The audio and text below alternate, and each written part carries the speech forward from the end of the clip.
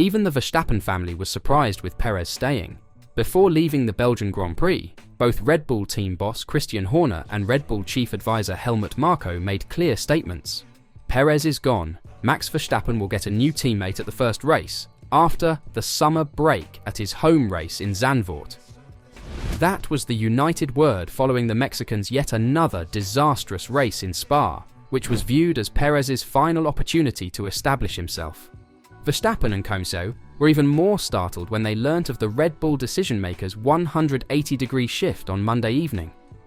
After a lengthy discussion at the Red Bull facility in Milton Keynes with team boss Christian Horner, top advisor Helmut Marko, and other senior Red Bull decision-makers, Perez has decided to stay. But was this the real reason? Well, this one gets interesting. Nothing happening in the big reshuffle which was reported to happen after last weekend. On the contrary, not only is the Sergio Perez allowed to continue the season with Red Bull, but Australian Daniel Ricciardo is also permitted to finish the season with the junior squad Racing Bulls. Marko, in particular, was a thorn in Ricciardo's side since the Australian's age did not align with the junior team's objective of promoting and developing young drivers. However, Ricciardo is seen as a protégé of Horner who guards his friend.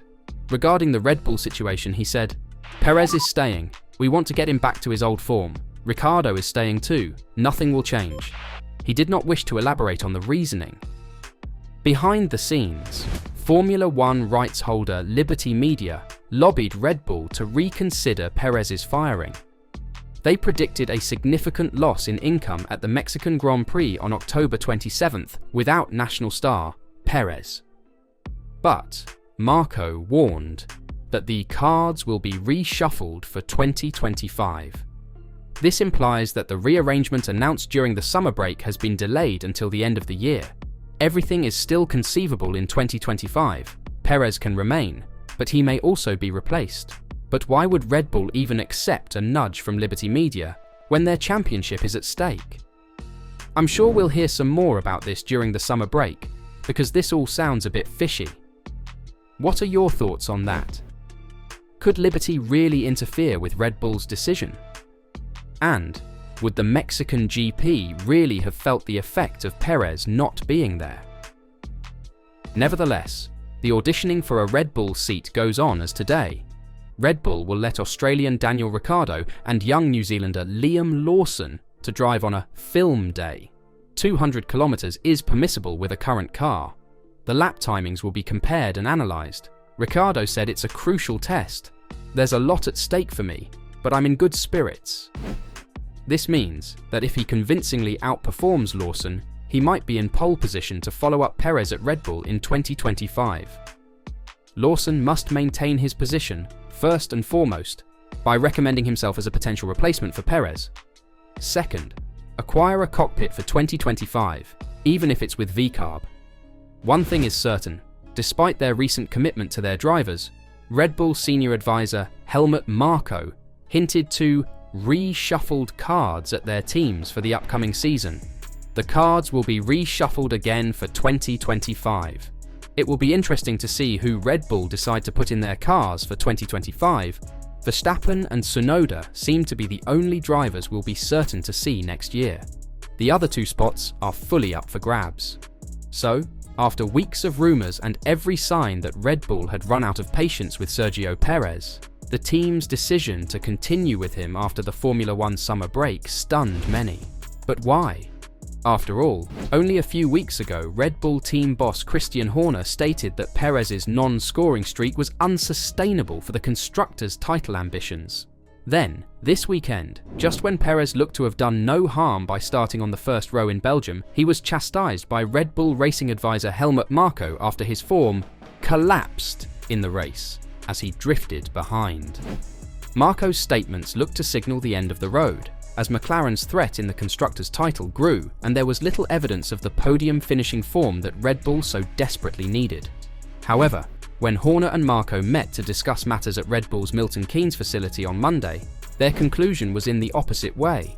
Rather than believing Perez had reached a point of no return, they decided to continue with the Mexican for the time being. All notion of a driver swap was out of the question. and Red Bull and RB's driver lineups would remain the same for now. While the team has not issued an official statement about the matter, it is understood that a number of circumstances led them to conclude that for the time being, a driver change was not the best option.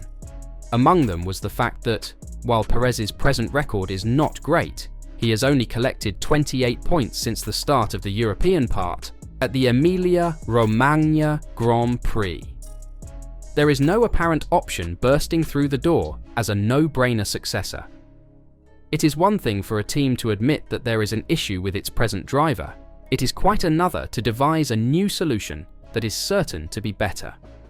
In addition to a lack of driver replacement possibilities, when Red Bull investigated more into why things haven't gone well for Perez in recent races, there was a growing sense that not all of the burden should be placed on the Mexican's shoulders.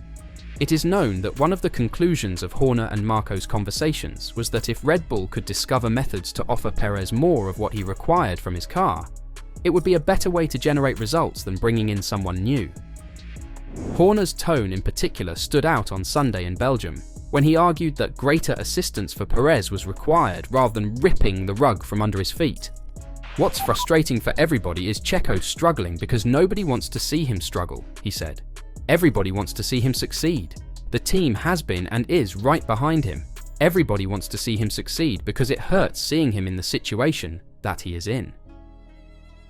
While it is unclear what this additional assistance for Perez entails moving forward, it is expected to include a thorough examination of everything surrounding the Mexican and the team to ensure his complete comfort.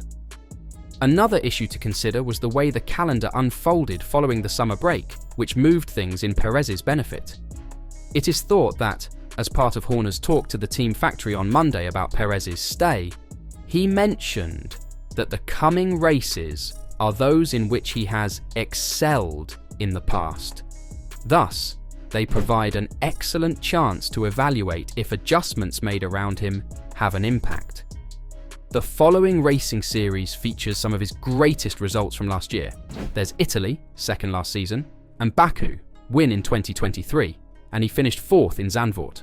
Throwing someone else in at difficult sites like as the next Grand Prix would be a bad idea. All of this implies that Perez has given himself extra time to prove that he can deliver on his contract's terms. But make no mistake, despite feeling that it can provide Perez with the assistance he needs to turn things around, Red Bull is not ignoring the constructors' title threat. Based on McLaren's current pace of reducing the deficit to Red Bull, the Woking-based team might be in front by the end of the Singapore Grand Prix. So that weekend, with a mini break before the triple header of the United States, Mexico and Brazil, will very probably be another critical moment for Red Bull to reassess where things are. If Perez has demonstrated the improvement that Red Bull expects to assist him achieve, there is no reason to suppose he will not finish the season and move on to 2025. However, if there is no change in form and McLaren succeeds in its march to the front to overtake Red Bull in the constructors' rankings, then do not rule out a move. As Horner made clear after Belgium, "I think for us, the focus is on the Constructors' Championship. We've seen another 7 or 8 points taken off us again today. We need to turn that around coming out of the break in Zandvoort." Perez is staying for now, but the burden is still on him to deliver. And his recent results make it hard for anyone to believe he is still up for that task. Don't you think? Let me know your thoughts in the comments down below.